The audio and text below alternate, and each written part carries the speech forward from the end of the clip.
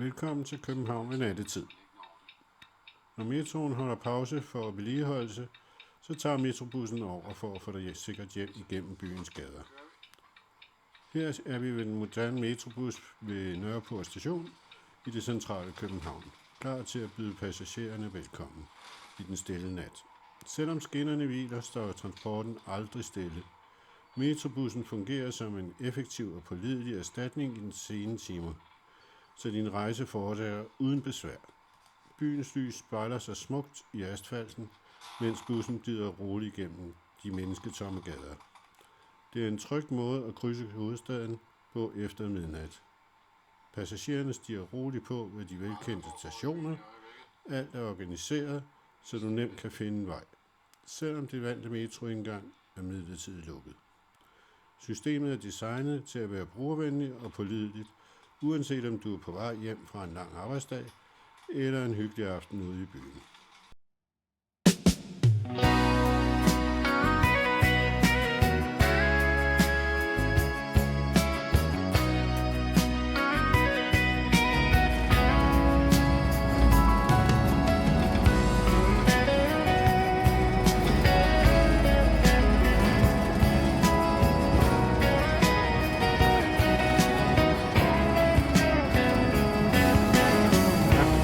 Næste stop er nede på Kongens Nytorv.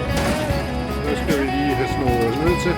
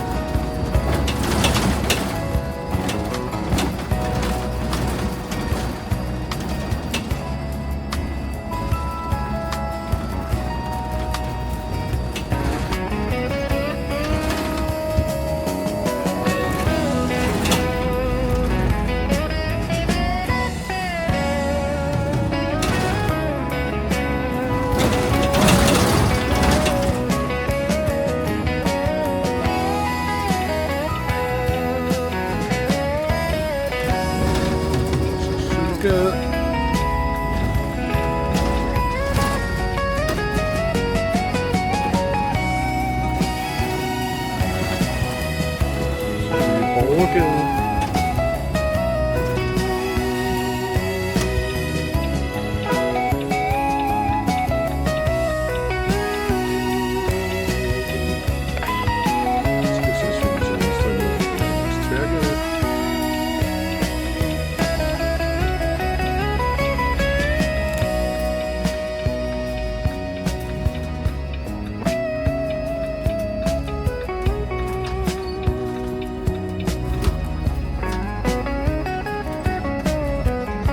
Og så skal vi til højre Stor Kongensgade.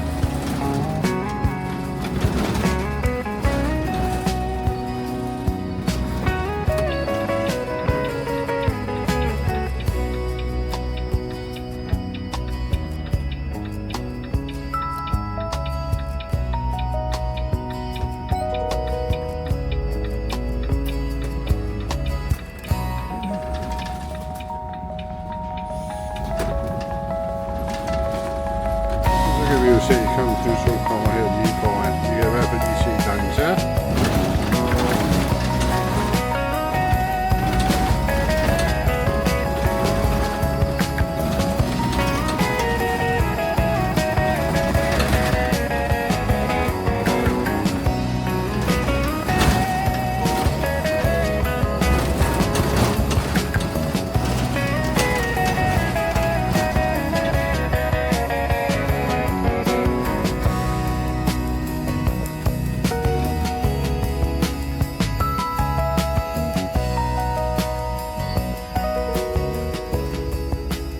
Kongens Nytorv.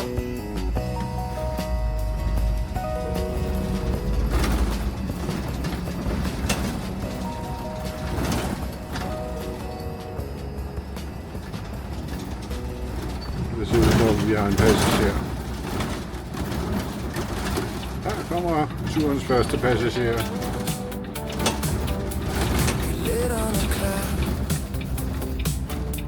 Motoren sommer. Byen står og blinker. Vi ruller ud i mørket. Kunder er kommet.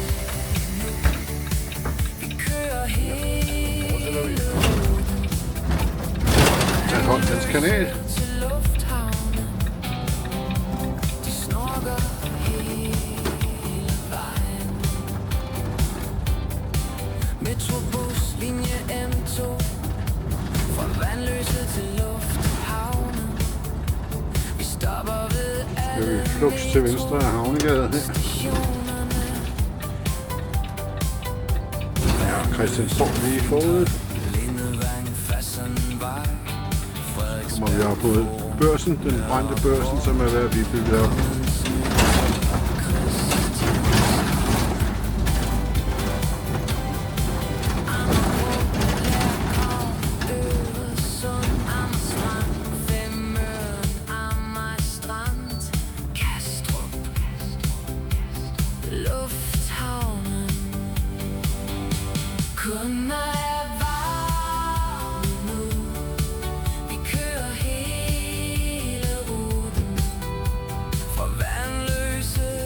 Venstre her, Børsgade.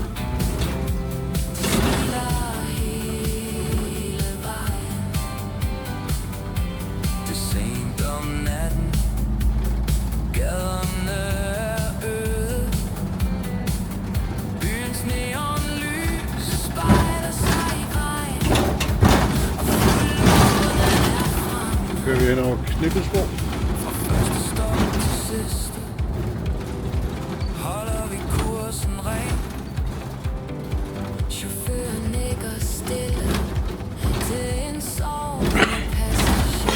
Lige ud af Torvegade, så kommer vi ned til Christianshavns Kanal.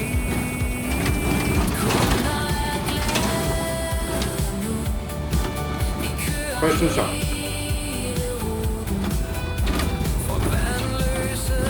Der er også en passager.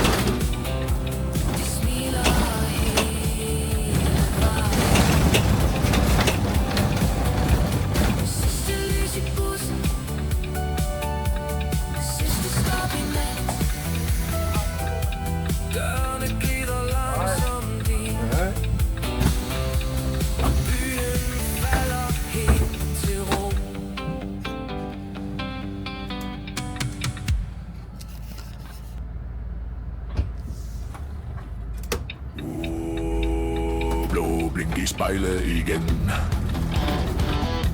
Min togchauffør. Neonlyse ene er tændt. Min togchauffør. Kører bussen gennem byen. Min togchauffør. Under gadelygters lys. Min togchauffør. I det uendelige. Min togchauffør. Blå blink i spejlet igen. Min togchauffør. Min togchauffør. Og vi er over Christian Spillersplads. Fortsætter lige ud af Amagerbrogade. Min togchauffør.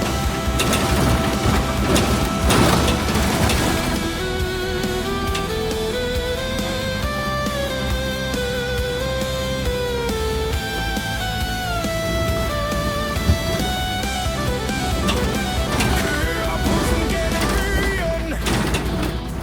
Min togchauffør. Under gadelygters lys. Min togchauffør. I det uendelige. Min togchauffør. Blå blink i spejlet igen. Min Til togchauffør. venstre her nede af Håndværksgade. Min togchauffør. Og vi til Amagerbrogade. Min togchauffør. Amagerbro. Min togchauffør. Min togchauffør.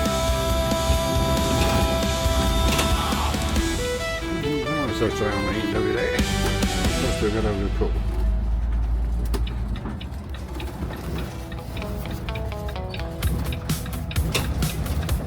Billetterne er klar. Motorerne sommer. Byen står og blinker. Vi ruller ud i mørket.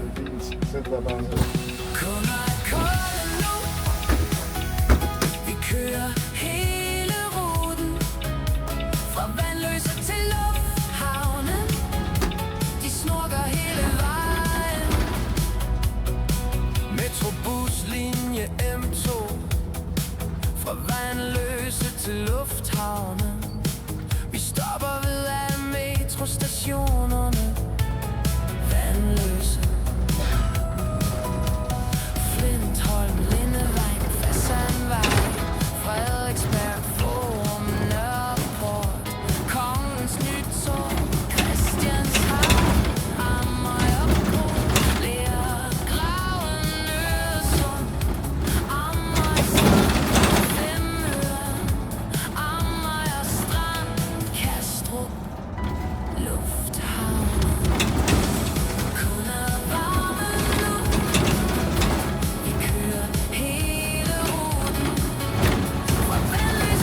Nede i lyskrydset skal vi så til højre ned ad Østersgade.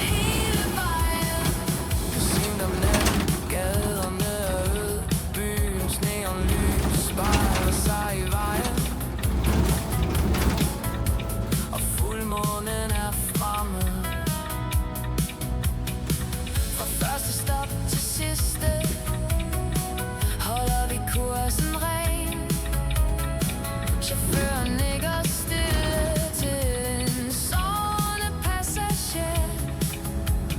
Byens puls er langsom, men bussen kører fredeligt. Kunder er glade nu. Vi kører hele ruten. Herfra skal vi bare lige ud til Jakobsparken. Så ligger lige her efter det næste røde lys. Sidste lys i bussen, sidste stop i nat. Dørene glider langsomt i, og byen falder helt til ro. Det er Jakobsparken.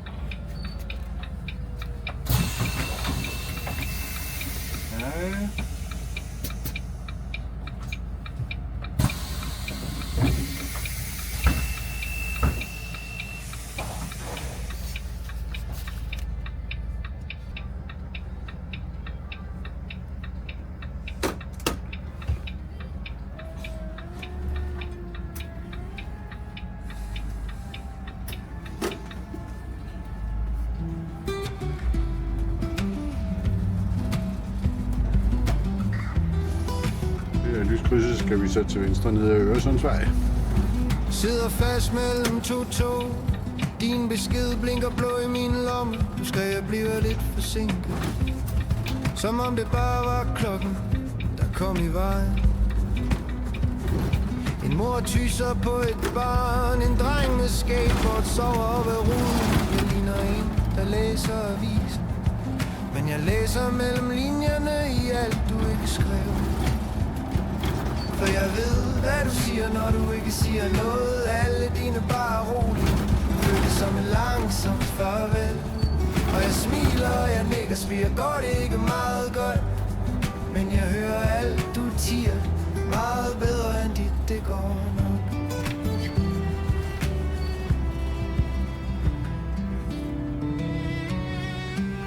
Sidste uge i din gård. Du lagde vasketøj på snor i vinden. Du sagde, vi ses jo bare senere. Men dine hænder var travlt optaget af ingenting. Der var kaffe på kommoden. Blandet bladet stod af forår. Jeg kiggede på din gamle sweater. Du du sagde, jeg kunne låne den, hvis jeg fik brug for den en Hør så. For jeg ved, hvad du siger, når du ikke siger noget. Alle dine bare rolig føles som et langsomt farvel. Og jeg smiler, og jeg nikker, siger, det er jo sådan det går. Men jeg hører alt du siger, og det larmer mere end dine ord. Så skal vi bare til Måske venstre, er og vi jeg slutter bare til højre trætte. side af Måske er vi bare sene, måske står vi samme sted, men ser to helt forskellige scener. Jeg prøver at tro på, at stillhed også kan være tryg. Men hver gang du siger det er fint, slipper du lidt mere af min ryg. For jeg ved, hvad du siger, når du ikke siger noget. Alle dine bare rolig føles som et langsomt farvel. Så jeg smiler ikke denne gang, jeg spørger dig, vil du med? For jeg hører alt du tiger, og jeg savner, at du siger det selv.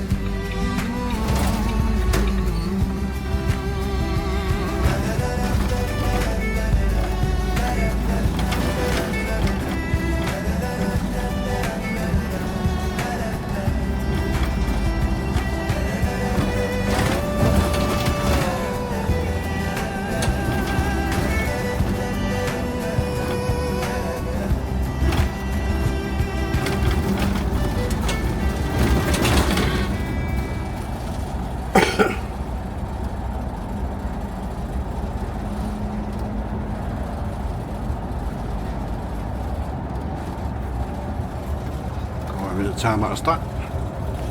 Amager Strand.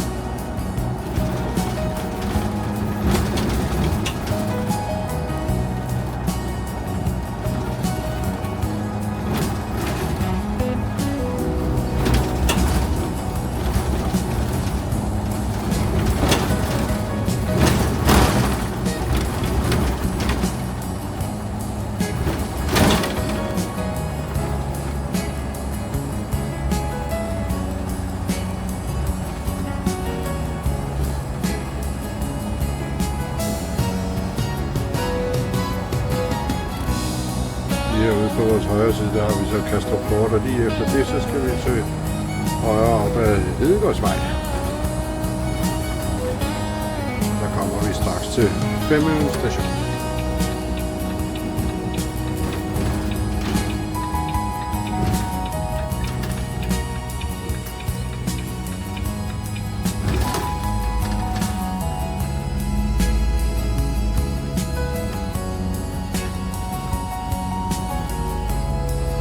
Femøen.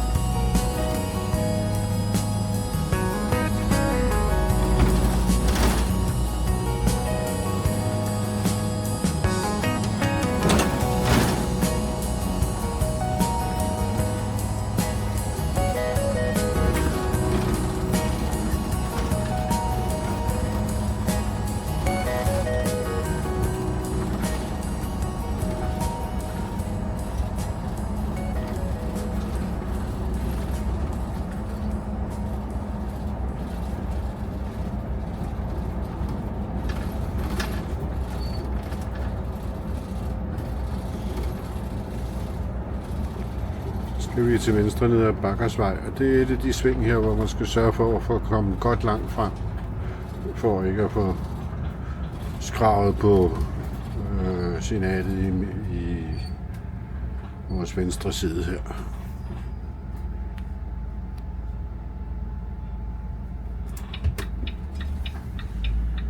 Så godt langt frem, og lidt over her, sådan der, så vi får et godt sving på, og så kommer vi rundt. Så.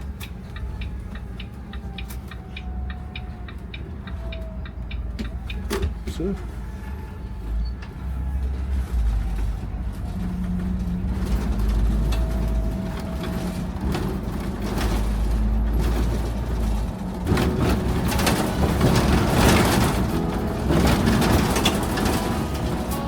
skal vi sådan set bare pænt langt lige ud.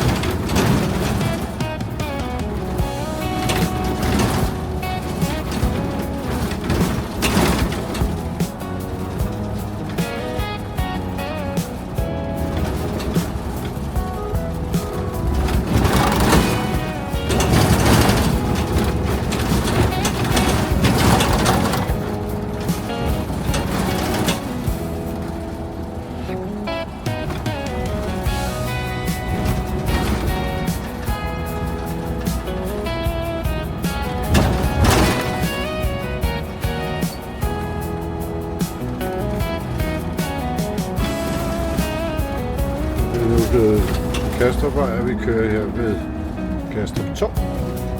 Skal fortsat lige ud.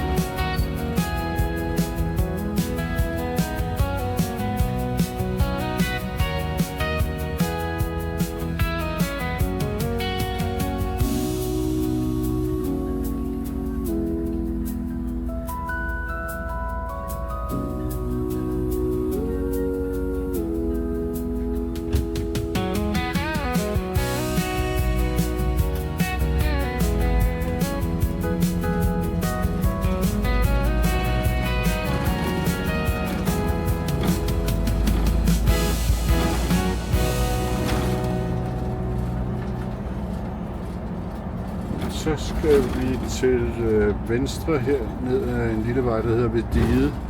Og man kan jo lægge mærke til, at hvis man fortsætter lige ud, så havner man i en blind vej. Altså, vi skal dreje her.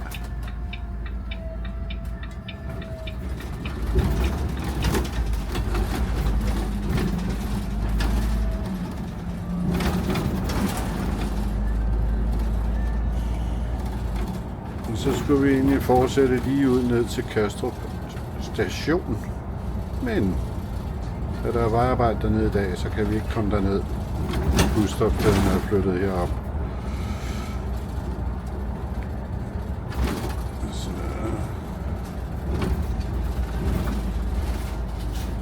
får vi et problem med bussen i den anden retning, så jeg drejer til højre her med det samme.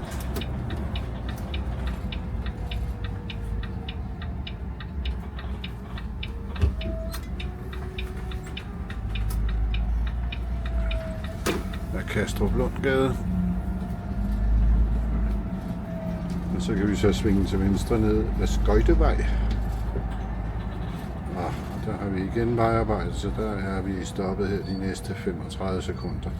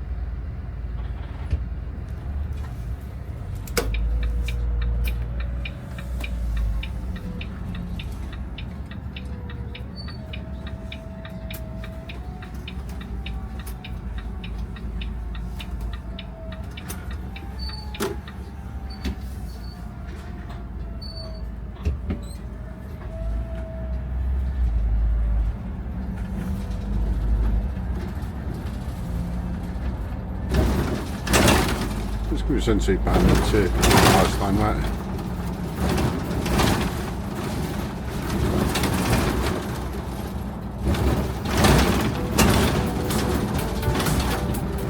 Letterne klar. Motorerne sommer. Byen står og blinker. Det ruller ud i mørket. Kunder er kommet nu. Vi kører hele ruten. Hvis vi går til højre, så kommer vi næsten ud til lufthavnen. De snorker hele vejen. Metrobus, linje M2. Fra Vandløse til lufthavnen. Vi stopper ved alle metrostationerne. Vandløse, Flinthøj, Lindevang, Fassenvej, Frederiksberg, Forum, Nørreport, Kongens Nytorv, Christianshavn, Amagerbro, Lærkov, Øresund, Amager Strand, Femøren, Amager Strand, Kastrup, lufthavnen. Kunder er varme nu. Til højre ned til lufthavnen. Og til venstre kommer vi jo ned på motorvejen. Lufthavnen. De smiler hele vejen. Det er sent om natten. Gaderne er øde. Byens neonlys spejler sig i vejen. Og fuldmånen er fremme. Fra første stop til sidste holder vi kursen ren. Chaufføren nikker stille til en sovende passager. Byens puls er langsom. Så skal vi til højre her i rundkørslen ud af Ellehammersvej, og så er vi faktisk ved, næsten ved metrostoppet stedet i lufthavnen. Fra Vandløse til lufthavnen. De smiler hele vejen. Kom på et hotel herinde til højre, så har vi jo så Sidste stop i nat. selve lufthavnen. Dørene glider langsomt ind. Og byen falder til ro. Lufthavnen.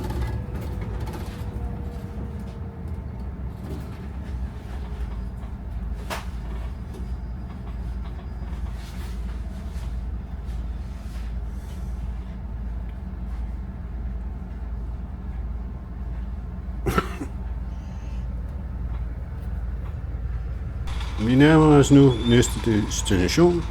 Metrobussen stopper altid tæt på de oprindelige stationer, hvilket gør skiftet mellem bus og gang så kort som muligt. Husk altid at tjekke køreplanen, rejseplanen, før du giver dig ud. Tak fordi du kørte med os i nat, og vi ønsker dig en rigtig god tur hjem.